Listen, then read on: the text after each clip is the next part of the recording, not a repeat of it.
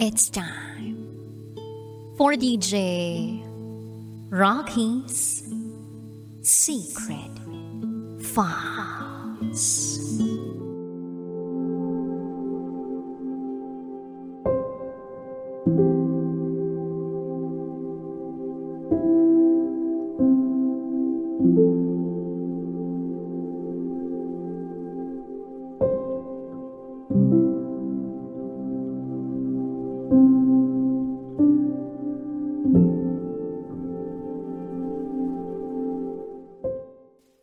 Nagmahal ako ng isang sundalo.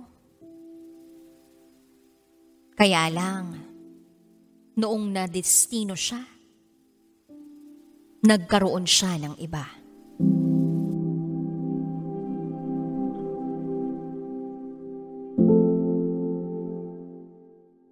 Hi DJ Rocky. Gusto ko lang ibahagi ang mga pinagdaanan ko sa taong sobrang minahal ko. Itago mo ako sa pangalang Gwen. At ito, ang aking secret file.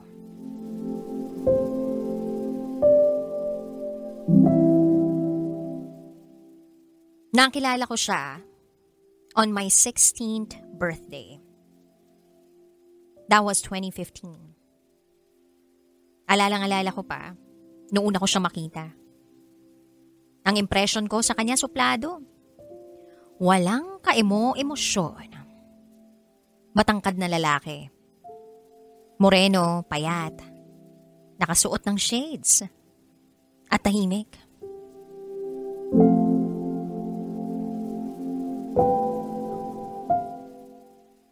And by the way, nang dahil sa training, nakilala ko siya. Sa school. He is 3 years older than me.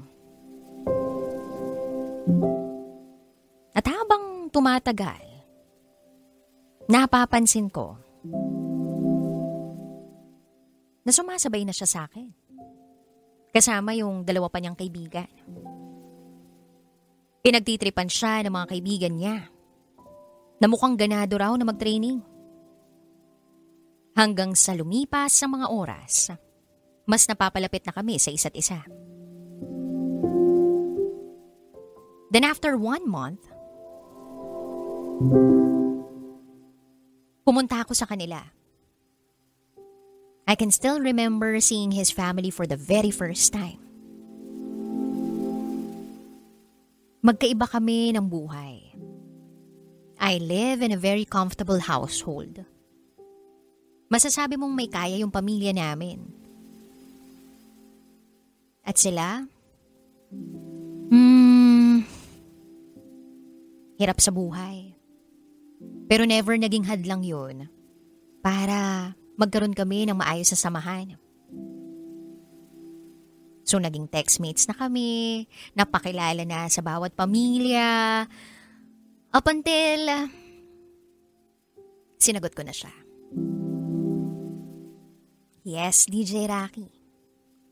Nanligaw siya sa akin. At sinagot ko siya agad. Inamin niya sa akin na unang kita pa lang niya sa akin, gustong-gusto na niya ako. Sabi pa nga niya, dun sa first monthsary namin, dun sa letter na ibinigay niya sa akin, ikaw ang babaeng iaharap ko sa altar. Kinilig ako noon.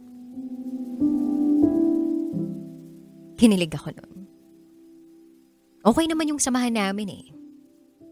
Then college days, nag-working student ako. That time, wala pa kaming sasakyan. Tapos hatid sundo niya ako. Kahit maaga pa, napagplanuhan na namin na magpagawa ng bahay. And by the way, may motor na rin kami. In fairness, DJ Rocky, magaling din talaga akong dumiskarte. Nakapagpatayo kami ng bahay sa lote nila. Lahat ng sahod ko, napupunta dun sa bahay. Pero laking tipid na rin namin kasi halos siya lang din ang nagpapanday dun. Pag wala akong pasok, wala siyang trabaho after school namin, bumalik na rin siya sa pag-aaral. Magkasama kaming nangunguha ng anahaw, nagpapanday sa bahay. Hanggang sa nabuo lahat ng yun. Ang setup namin, ako ang nagbabayad ng bill sa kuryente. 3 bahay ang nakakabit doon. Kasi nga, kulang ang income niya. Ayos lang naman sa akin yun. Hindi ako obligadong magbigay sa parents ko eh. Then year 2021, naisip niya na gusto niyang pumasok sa pagsusundalo. Nung una ayaw kong suportahan siya. Pero na-open up niya to kay daddy ko. At si daddy ang tumulong para makapasok siya. Maraming koneksyon si papa. Sadyang ayoko lang talagang humingi ng tulong pag hindi naman kailangan. At dahil sa connections ni daddy, nagawa ng paraan na makapasok siya sa pagsusundalo. Napapayag ako. Basta, ako din, papasok sa pagsusundalo. Tinulungan siya ni daddy. Pero habang nangyayari lahat ng pagpoproseso ng pagsusundalo namin, merong isang matandang babae na nasa abroad. Yung asawa, tapos may 4 na anak. Etong babaeng to, since nabubore sa buhay, nilalandi. Etong mahal ko. Paano ko nalaman? Napapansin ko na may changes dun sa mga inaarte niya. Dati napaka-sweet niya. Tapos, hindi naman nagiinom. Pero that time, uuwi na lang na lasing. Nung ina-access ko na yung cellphone niya, iba na yung password niya. Hanggang sa nalaman ko na konfirmado etong matandang babaeng to na ang asawa ay nasa abroad, nilalandi ang taong mahal ko. Kinausap ko siya. Kasi ayoko naman ng ganong klaseng relasyon. Baka naman maayos pa namin. Pero, parang ina-snap. Nag-iba siya ng ugali. Ayaw niya na sa akin.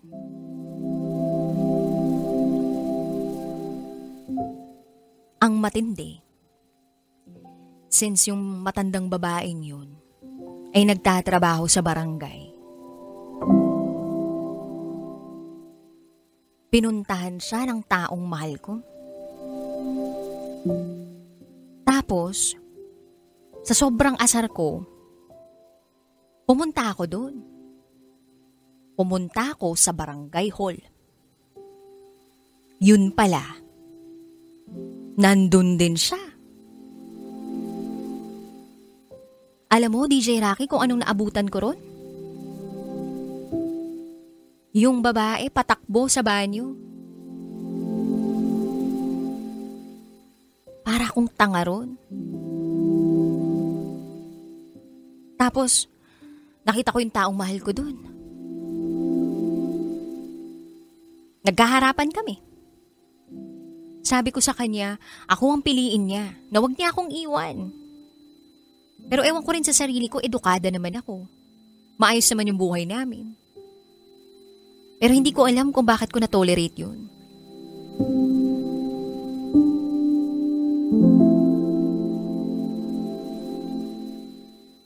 Buti na lang tinanggap niya ako. Naging okay kami for months. Hanggang sa nanlamig na naman siya sa akin.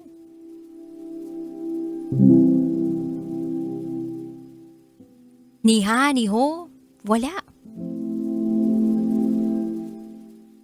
After nun, ginost niya na ako. So umalis na ako dun sa bahay namin. Umuwi ako sa parents ko. Tumulong ako sa business namin. Tanggap ko na wala na kaming pag-asa magkabalikan pa.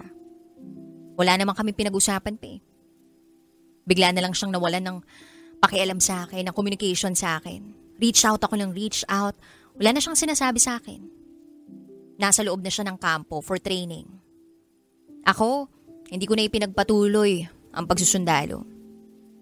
Then one day, nabigla na lang ako na merong isang number na tumatawag sa akin. Tumalon yung puso ko. Nang marinig ko ang boses mula sa kabilang linya. Nag-take life lang daw siya just to call me. 3 beses na raw siya na sumusubok na makapagsulat ng letter sa akin. Iniiwan niya raw sa tindahan para mapadala sa akin. Pero for some reason, hindi ko raw nakukuha. So yun, kwento siya ng kwento sa akin. Tungkol sa lahat ng mga pahirap na dinaranas niya sa loob ng kampo. Pagkarinig ko ng mga nararanasan niyang hirap, nakaramdam ako ng awa. So naisip ko, magpapadala ako ng pagkain sa kampo, magpapadala ako ng pera, magpapadala ako ng bagong sapatos, bagong cellphone, na pwede niyang ibaon sa lupa para lang makontak niya ako. Pag low moral na siya. Ganun yung mga naisip ko. At yung naisip kong lahat ng yun, tinutuo ko. May mga pagkakataon na maghihintay ako ng 3 oras para lang makita siya sa loob ng 1 minuto. Yayakapin ko lang siya tapos balik na sa loob. Bugbog pag nahuli ng opisyal. Ako raw ang lakas niya.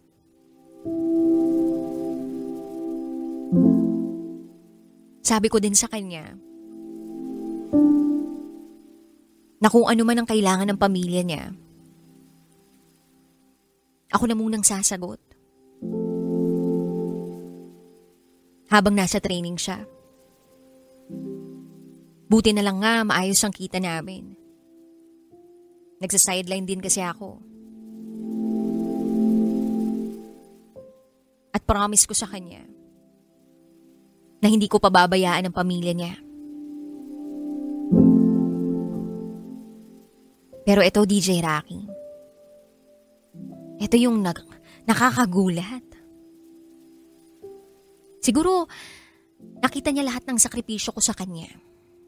To the point na inamin niya lahat-lahat ng naging kasalanan niya sa akin. At meron siyang isang bagay na inalok sa akin na sabi niya ay tutuparin niya paglabas na paglabas niya. DJ Rocky, inalok niya ako ng kasal. Pakakasalan daw niya ako. Gagawin niya raw yun. Tutuparin niya raw yun. And I said yes. Pag-usapan na lang namin pag nakalabas na siya. Sabi ko.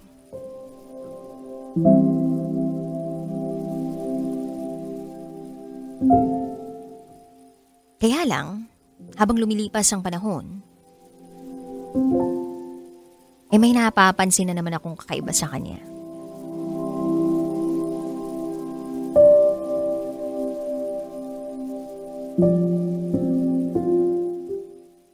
After 6 months, doon lang kami ulit nagkasama. Kasama ang buong pamilya niya. Ako uli ang taya. Dan kinaumagahan, nakatanggap ako ng mensahe. Isang text. Sinugod daw siya sa ER. Sumugod ako sa ospital kung saan siya dinala. Ako ang pinakaunang nakapunta roon sa kanyang pamilya. May takot ako sa pagpuntahan ng ospital, pero kailangan kong maging matapang.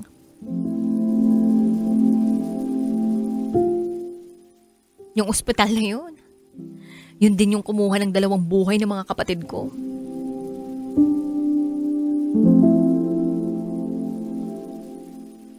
Pagkakita ko sa kanya, awang-awa ako sa kanya.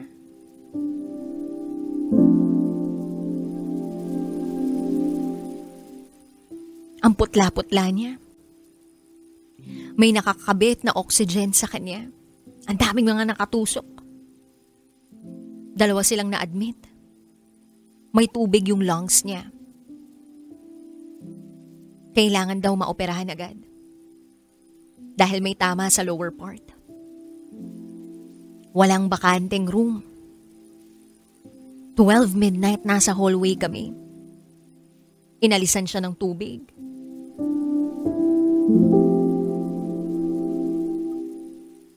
That time bawal ang bantay kaso wala namang magawa yung doktor. Kasi ayaw niyang magpagalaw na wala ako sa tabi niya. So no choice. Hawak niya ang kamay ko.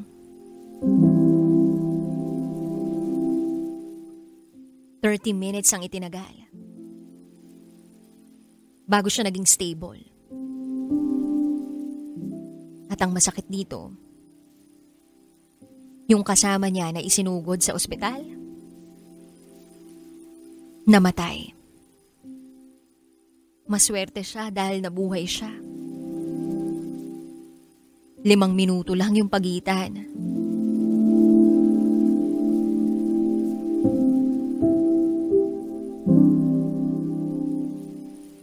Wala akong magawa, kundi magdasal. Lakasan ng loob. Alam mo, DJ Rocky, ni isang patak ng luha, walang lumabas sa mata ko. 2 linggo akong nagbantay sa kanya. Sa ospital.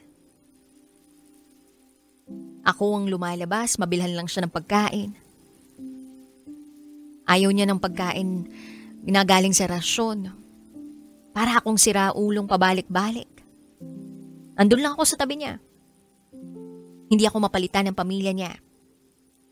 Kasi raw busy. Naghahatid naman minsan ng pagkain ng pamilya ko. Pero yung pamilya niya, support. Mabuti na lang din marunong umintindi yung sarili kong pamilya. Nandun yung takot na baka bawiin siya sa akin. 6 months. Pabalik-balik kami sa ospital. Lahat ng dokumento, lahat ng kailangang ipila, ako ang gumawa lahat. Memorize ko ang lahat ng dapat gawin sa ospital na yun. Then finally, nakagraduate siya. At naging ganap na sundalo. Nakuha niya ang pangarap niya. Tuwang-tuwa siya. Then napag-usapan na namin ang kasal. Napospone. Magtayo raw muna kami ng negosyo. Then last year, sabi namin, ituloy na namin ng December 2024. May kotse naman na kami, may bahay na, may motor. Nung birthday ko pa nga, sinorpresa niya pa ako na may pabulaklak siya. Okay ang lahat.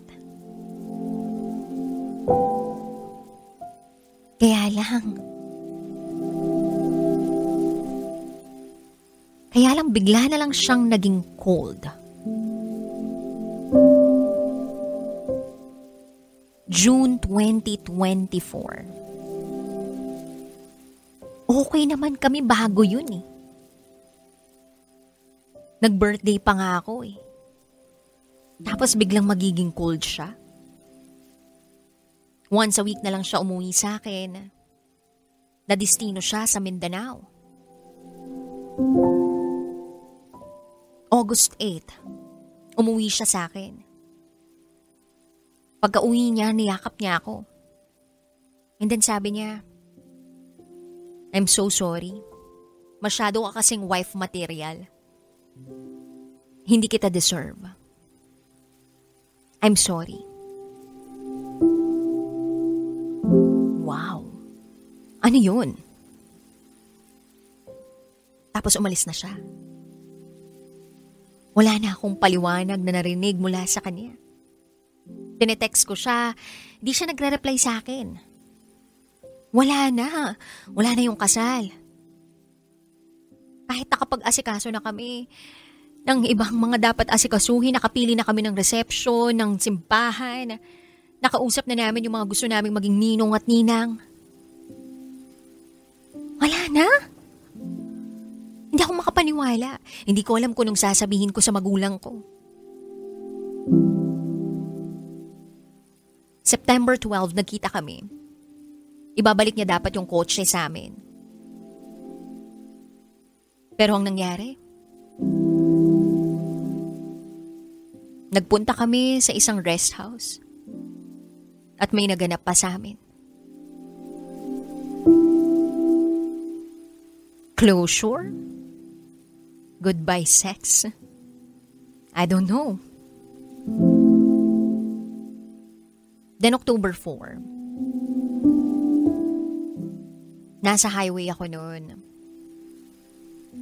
Nagsiscroll ako sa cellphone ko. Nang biglang may lumabas sa People You May Know. Meron akong napansin na isang profile. Mukha niya with a girl. Tapos nung kinlik ko yung profile, dun na gumuho ang mundo ko. I saw my man with a woman na may kasamang bata.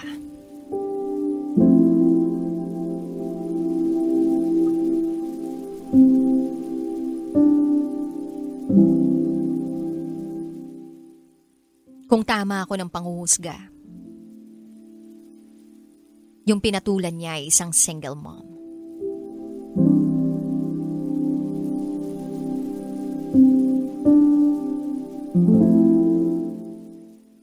Napaisip ako. Lahat ng ayaw niya sa isang babae, nandun sa babae na pinili niya. Ayaw niya na may kulay ang buhok. Ayaw niya maikling manimit. Ayaw niya na may tattoo. Lahat ng katangian na ayaw niya sa isang babae, nandun sa kasama niya sa picture.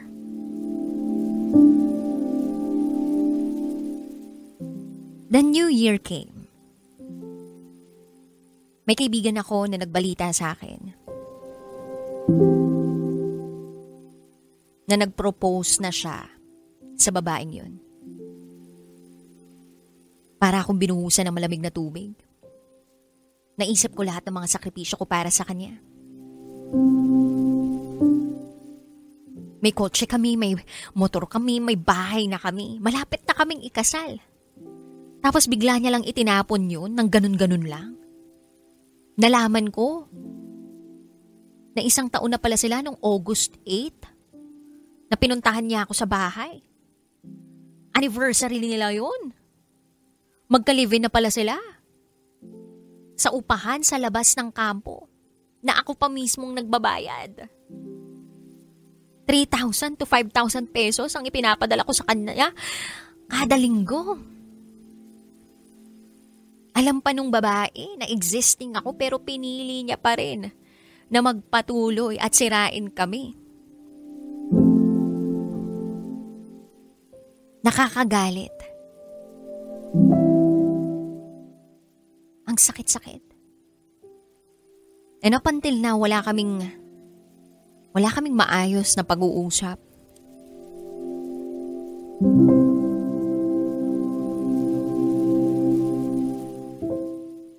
Hindi ako nagtanong kung bakit niya nagawa yun. I just decided na mag-move on na lang. Hindi ko alam kung alam niya na lahat na alam ko.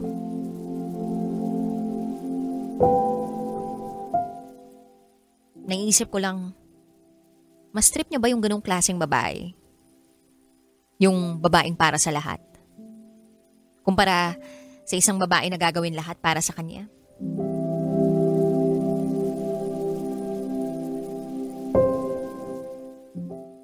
Alam mo, DJ Rocky, nagre-reach out pa rin sa akin.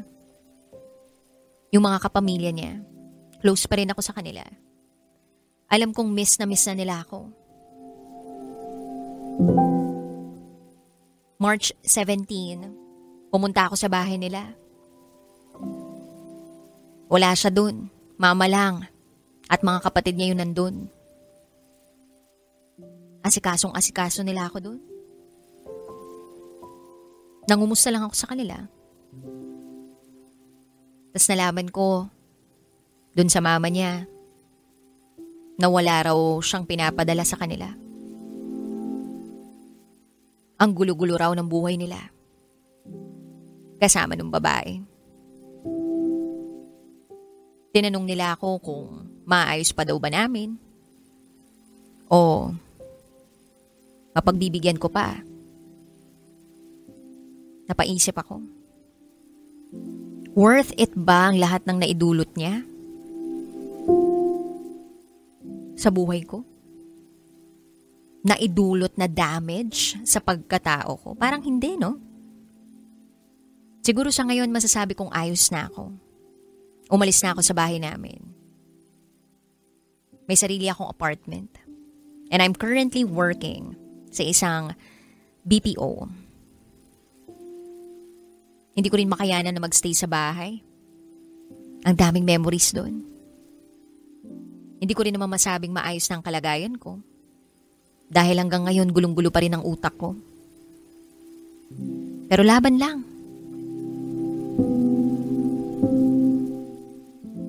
And by the way, DJ Rocky,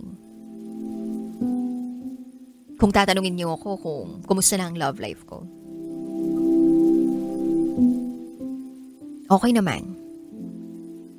Siguro kaya ako nakabisita doon sa family ng ex ko. Dahil okay na rin naman ako.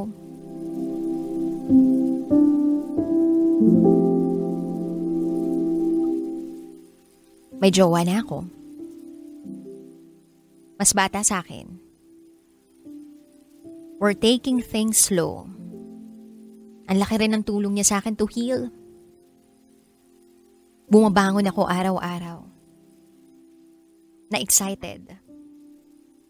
Hindi man ganun sobrang masaya. Pero at least, paunti-unti nakukuha ko rin. At sa lahat ng babae dyan, o kahit sa lalaki dyan, na nakikinig ngayon, gusto ko lang sanang sabihin na pag alam nyo na makakasira kayo o nakakasira na kayo ng isang relasyon, umiwas na kayo. Matuto kayo na huminto. Hindi yung proud pa kayo.